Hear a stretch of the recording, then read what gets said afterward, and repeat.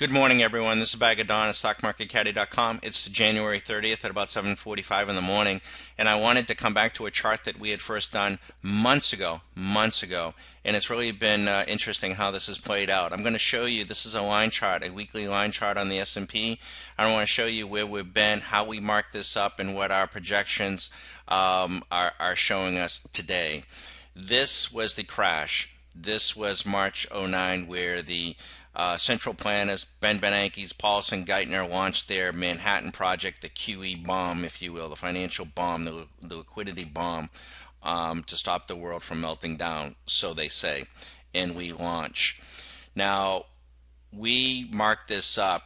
It was in around this time frame that we had these trend lines established. How did we draw these trend lines?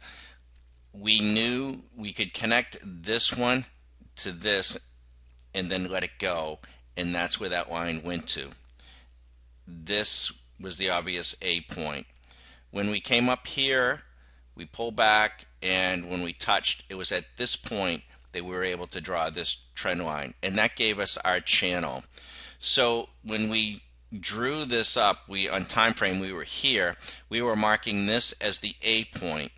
We were marking this as our B point, and we were marking the middle of these three touches as our C point. So give or take, this was A, obvious. Give or take, this was B, and give or take, this was C. Now, when we were up in here, we drew our Fibonacci extension from A to B to C to D. What is absolutely incredible, and I'll be the first one to admit that we did get it wrong here. So we still could, there's always the possibility of being wrong. No one's systems are perfect. But the projection, the 100%, the 6-1 extension was 1504. When that got taken out, the 100% extension was 1776.68. 1776.68.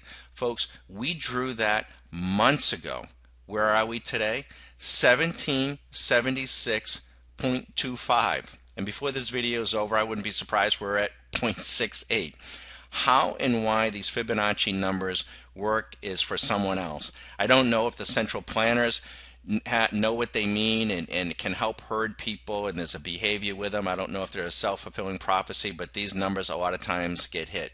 Now, in fairness, if we do get this wrong, if there is something else, if there's another QE behind the door, let's bring this down, and maybe that's what everyone was waiting for. There was a confirmation that Yellen wasn't going to continue this taper, that if this held and we shot up, that the 138% expansion would be 2,048, which would have been up in here, both on time and on price. We don't think that's in the cards. Now, we were wrong before. We could be wrong this time, but we don't think this time that is in the cards. We think that this area will get broken, and we don't see much price support here. We consider this almost a steeplechase. We see the support here and here. So if this is the support, this channel will get touched. That'll be around 1615. That is our projection, 1615. We would expect price to come down, touch this, maybe pierce it a little bit, then for a week or two, and then bounce. It will be on that bounce.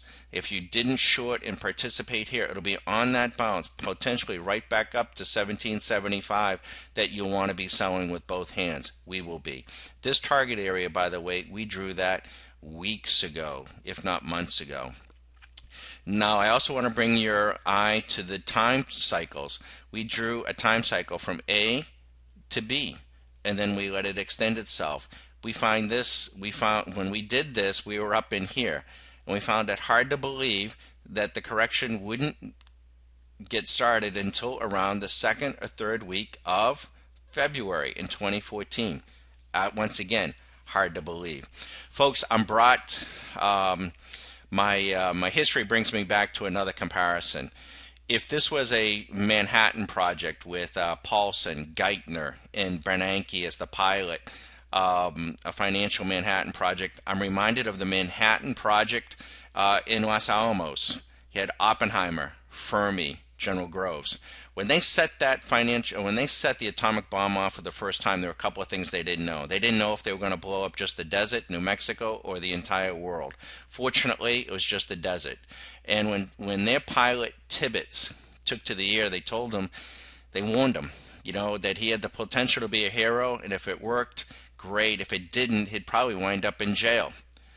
Folks, nobody knows the outcome of this QE bomb that Paulson, Geithner, and pilot Ben Bernanke orchestrated. Not even Ben Bernanke.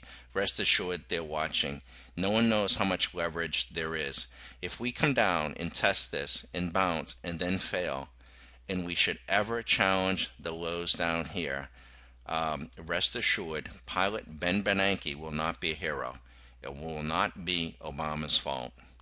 Good luck. Be careful. Just a perspective.